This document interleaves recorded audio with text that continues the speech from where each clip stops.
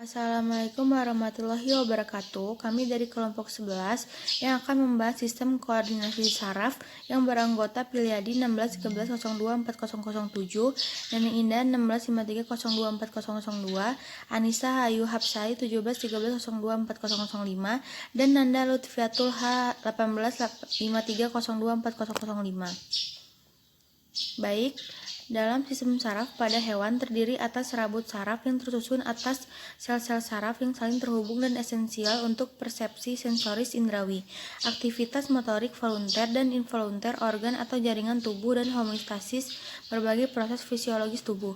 Sistem saraf merupakan sistem interkoneksi yang kompleks yang disusun oleh sel-sel saraf dan jaringan ikat yang memiliki struktur dan fungsi spesifik.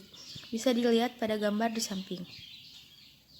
Fungsi sistem saraf itu sendiri yaitu adanya sensori, memonitor perubahan yang terjadi di dalam maupun di luar tubuh, integratif, menginterpretasikan input sensoris dan memutuskan apa yang harus dilakukan setiap saat, dan motor, mengirim informasi ke efektor untuk merespon secara tepat terhadap rangsangan yang diberikan. Selanjutnya ditinjau dari fungsinya. Neuron dapat dibagi 3 macam, yaitu adanya neuron sensorik, akhir reseptor, badan sel, dan neuron konektor, badan sel, dendrit, akson. Selanjutnya neuron motorik, adanya akson. Neuron motorik, sel saraf yang membawa rangsangan dari pusat ke daerah tepi perifer tubuh. Neuron sensorik, sel saraf yang berfungsi untuk membawa rangsangan dari daerah tepi perifer tubuh ke pusat saraf otak dan sumsum tulang belakang atau medula spinalis. Neuron interneuron, sel saraf yang terdapat di pusat saraf menjadi penghubung antara neuron motorik dan sensorik. Sistem saraf invertebrata. Yang pertama yaitu protozoa. Protozoa misalnya pada spesies amoeba tidak mempunyai susunan saraf khusus, tetapi dapat merespon rangsangan tertentu, iritabilitas, dan dapat mengetahui adanya makanan, sumber cahaya, dan zat berbahaya di sekitarnya. Yang kedua yaitu porifera. Pada porifera, kelompok belum mempunyai sistem saraf. Apabila mendapat rangsangan yang berupa sentuhan, terutama pada daerah osculum, maka rangsangan tersebut akan diteruskan ke sel-sel secara lambat. Yang ketiga yaitu colenterata. Pada mesoglea colenterata terdapat sistem saraf difus, yaitu sel-sel saraf tersebar saling berhubungan satu sama lain yang menyerupai jala, dan mempunyai jaring saraf tanpa ganglia atau tidak ada perbedaan antara unsur sistem saraf pusat dengan sistem saraf tepi.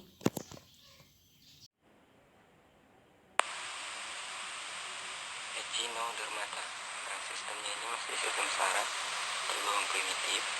Terus pusat sarafnya berupa cincin saraf yang mengelilingi mulut, dan dari cincin saraf keluar 5 batang saraf dan tali saraf pada lengan-lengannya. Terus terdapat juga reseptor sensoris sederhana berupa oselia terletak di lengan, dan neuron sensorik di epidermis sensitif terhadap sentuhan kimia, air, arus, dan cahaya. Nah, ini contohnya ada di bintang laut, itu di bagian ujungnya atau bagian batang dari bintangnya itu ada radial nerve namanya. Terus ada juga di bagian lingkaran itu namanya nerve ring, dan ada juga ganglion. Ganglion itu terletak di lingkaran buku lingkaran tersebut.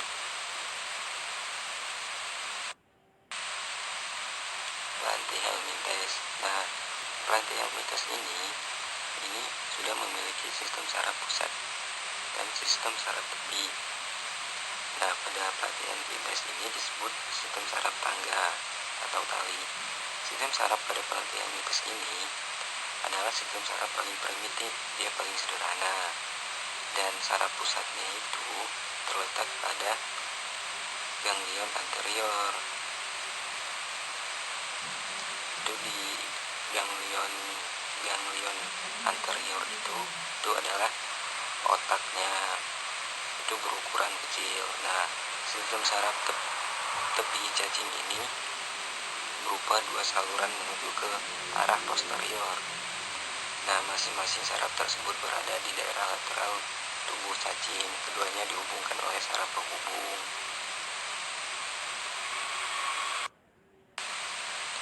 Sistem saraf ganglion cerebral sebagai otak.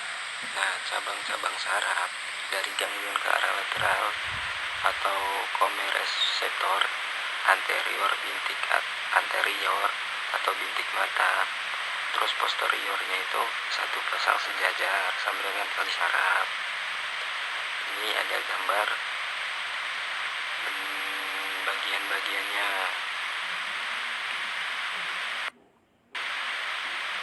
Nematelmintes.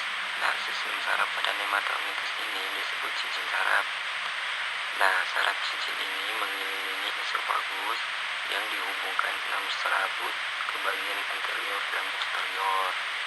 Dari cincin sirkumfaring keluar 6 saraf ke arah anterior.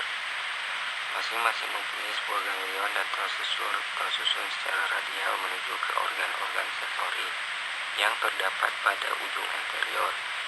Nah, antara 6 saraf tersebut, satu terletak pada mid dorsal dan satu pada mid ventral, dan sisanya terletak pada tali dorsal dan tali ventral.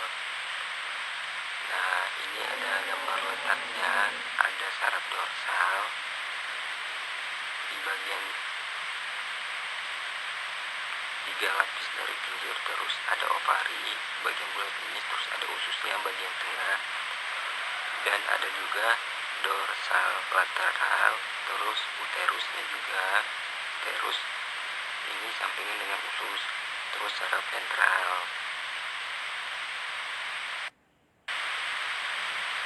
Dari cincin sirkumfaring juga keluar 6 serabut saraf posterior yang membentang sampai ke ujung posterior. Nah, di dekat anus terdapat sebuah ganglion anal yang mengirim saraf ke ekor. Keempat saraf posterior lainnya berukuran kecil. Saraf-saraf ini merupakan satu pasang dari dorsolateral dan satu pasang ventrolateral. Nah, ini ada gambar nematoda. Ini ada bagian style, ada juga sutikel, dan ada esofagusnya.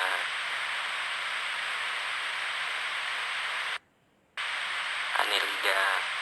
Nah, cacing tanah tersebut sudah terbentuk ganglia yang segmental di sepanjang tubuh. Nah, ganglion supraesofageal atau otak fungsinya sebagai sebuah stasiun relay sensoris dari reseptor yang peka terhadap cahaya, sentuhan, dan zat kimia pada permukaan tubuh di sekitarnya. Nah, hewan ini mempunyai ganglion pada tiap ruas tubuhnya. Ganglion segmental tersebut dihubungkan dengan tali ventral. Tiap ganglion mempunyai fungsi sebagai pusat yang menerima impuls dari saraf sensori dari reseptor kulit yang ada di sekitarnya. Moluska. Nah, moluska ini contohnya bekicot. Dia ini terdiri dari cincin saraf yang mengelilingi esofagus dengan serabut saraf yang melebar dan menyebar yang dihubungkan dengan saraf longitudinal di sisi tubuhnya dari cincin pusat untuk mempersarafi berbagai organ. Nah, ini contohnya bekicot, ada gambar-gambarnya juga. Arthropoda. Nah, arthropoda ini contohnya itu belalang. Nah, sistem belalang ini berupa tangga tali berjumlah sepasang yang berada di sepanjang sisi ventral tubuhnya. Nah, sistem saraf terdiri dari rangkaian ganglia. Nah, sistem sarafnya ini terdiri dari rangkaian ganglia. Ganglia ini berbentuk tali saraf. Nah, biasanya setiap segmen tubuh memiliki satu ganglion pada setiap sisi. Nah, segmen kepala ini berisi otak atau ganglion supraesofageal. Dalam sistem saraf serangga, otak anatomis dibagi ke dalam protocerebrum yang mencakup mata, majemuk, dan osoli. Nah, di belakang otak ini ada ganglion subesofageal ganglion. yang terdiri dari 3 pasang ganglia menyatu.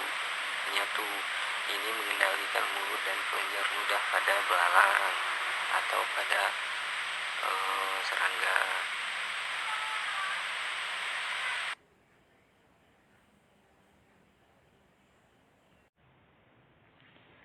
Selanjutnya saya akan menjelaskan tentang sistem saraf vertebrata.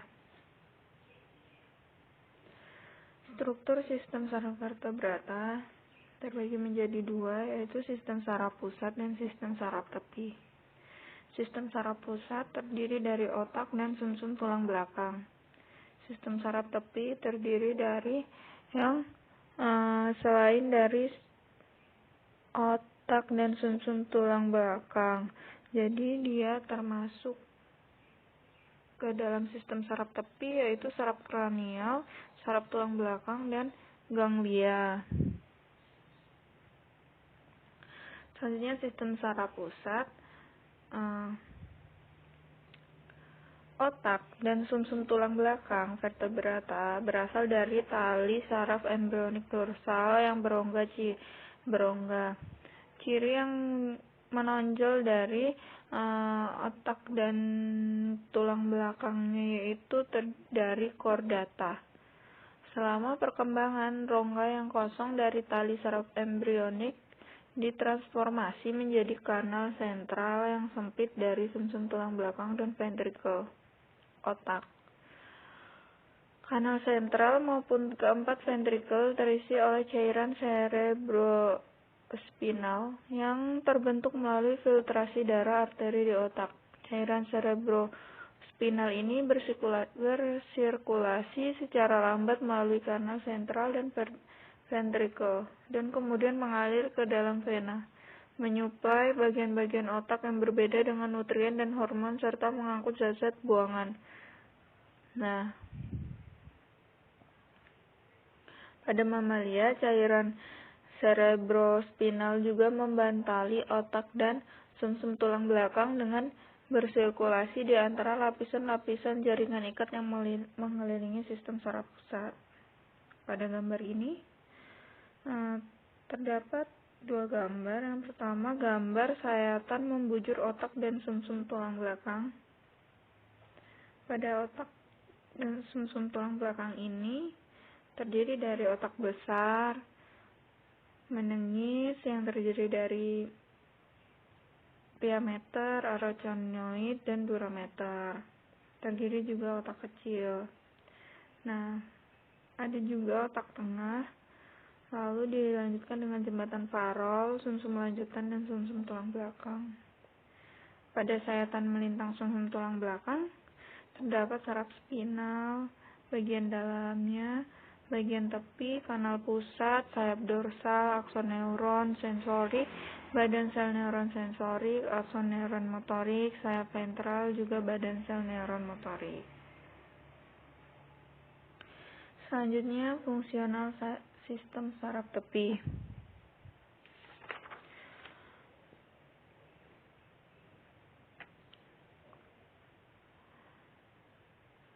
Informasi sensoris mencapai sistem saraf pusat di sepanjang neuron-neuron sistem saraf tepi yang dikenal sebagai efferent dari kata Latin yang berarti membawa ke arah. Setelah pemrosesan informasi di dalam sistem saraf pusat, instruksi kemudian berjalan ke otot, kelenjar, dan sel-sel endokrin di sepanjang neuron sistem saraf tepi yang dikenal sebagai efferent, yang berarti membawa atau menjauh.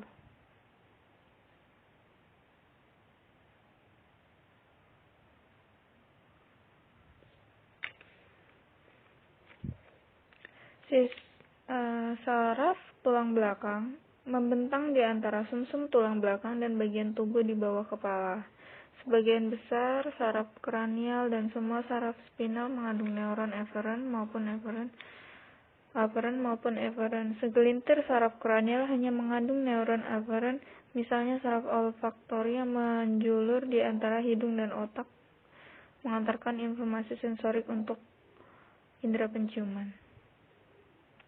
Nah, pada gambar ini, cabang efferent Sistem saraf tepi terdiri atas dua komponen fungsional, yaitu sistem motorik dan sistem saraf otonom.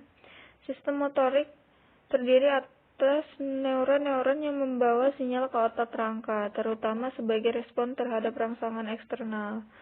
Nah, walaupun sistem motorik seringkali dianggap bersifat sadar karena ia merupakan subjek kontrol sadar, banyak aktivitas otot rangka yang sebenarnya dikontrol oleh batang otak atau oleh refleks-refleks yang dimediasi sumsum tulang belakang. Selanjutnya, pada sistem saraf otonom, meregulasi lingkungan internal dengan mengontrol otot, polos, dan jantung, serta organ-organ sistem pencernaan kardiovaskuler, ekskresi, dan endokrin. Kontrol ini umumnya berlangsung secara tak sadar. Nah, dia memiliki 3 divisi, yaitu simpatik, parasimpatik, dan enterik, bersama-sama menyusun sistem saraf otonom.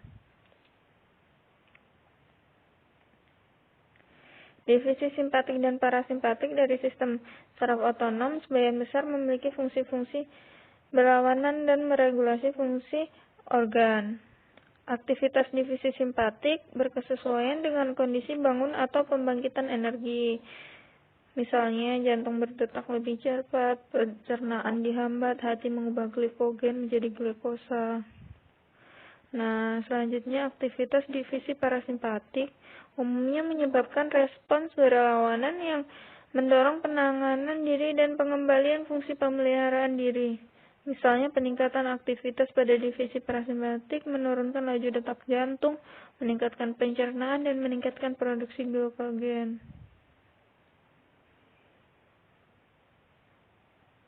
Nah, fungsi keseluruhan dari divisi simpatik dan parasimpatik ini tercermin dalam lokasi neuron-neuron di setiap divisi dan neurotransmitter yang dilepaskan oleh neuron-neuron ini. Yang terakhir yaitu divisi enterik. Sistem saraf tepi terdiri dari jejaring-jejaring neuron di dalam saluran pencernaan, pankreas, dan kandung empedu. Di dalam organ-organ ini, neuron-neuron dari divisi enterik mengontrol sekresi serta mengontrol otot-otot polos yang menghasilkan peristalsis. Jadi, divisi enterik ini lebih ke pencernaan.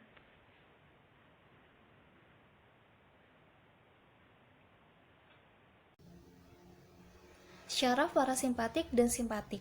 Syaraf parasimpatik merupakan syaraf yang berpangkal pada sumsum lanjutan atau medula oblongata dan dari sakum yang merupakan syaraf preganglion dan postganglion. Sistem syaraf ini disebut juga dengan sistem syaraf kraniosakral karena syaraf preganglionnya keluar dari daerah otak dan daerah sakral. Fungsi dari syaraf parasimpatik ini umumnya memperlambat kerja organ-organ tubuh seperti menyempitkan pupil mata, memperlambat denyut jantung, dan menyempitkan bronki paru-paru. Kemudian syaraf simpatik. Syaraf simpatik merupakan syaraf yang berpangkal pada sumsum tulang belakang di daerah dada dan juga daerah pinggang. Syaraf ini disebut juga dengan syaraf thoracolumbar karena syaraf preganglionnya keluar dari tulang belakang toraks ke-1 sampai dengan toraks ke-12. Syaraf simpatik ini memiliki fungsi yang berlawanan dengan syaraf parasimpatik. Umumnya berfungsi untuk memacu dan mempercepat kerja organ-organ tubuh manusia. Contohnya mempercepat detak jantung, memperlebar pupil, dan merelaksasikan bronki di paru-paru. Perbedaan dari syaraf simpatik dan parasimpatik jika dilihat dari ganglionnya, syaraf simpatik memiliki serabut praganglion yang pendek dan serabut pasca ganglion yang berukuran panjang. Ganglion syaraf simpatik ini berada di dekat sumsum tulang belakang. Sementara pada saraf parasimpatik, ganglionnya terletak di dekat atau di dalam organ target dengan serabut ganglion yang berukuran panjang dan serabut pasca ganglion yang ukurannya pendek. Kemudian jika dilihat dari cara kerjanya, syaraf simpatik akan merangsang kerja organ, sedangkan syaraf parasimpatik akan menghambat kerja organ. Bagian-bagian otak vertebrata. Yang pertama, pada mamalia. Pada mamalia, seluruh bagian otaknya telah berkembang dengan baik. Bagian-bagian otak mamalia terdiri atas cerebrum, cerebellum, dan otak tengah. Pada permukaan otak besar dan otak kecil mamalia berlipat-lipat sehingga dapat menampung lebih banyak neuron.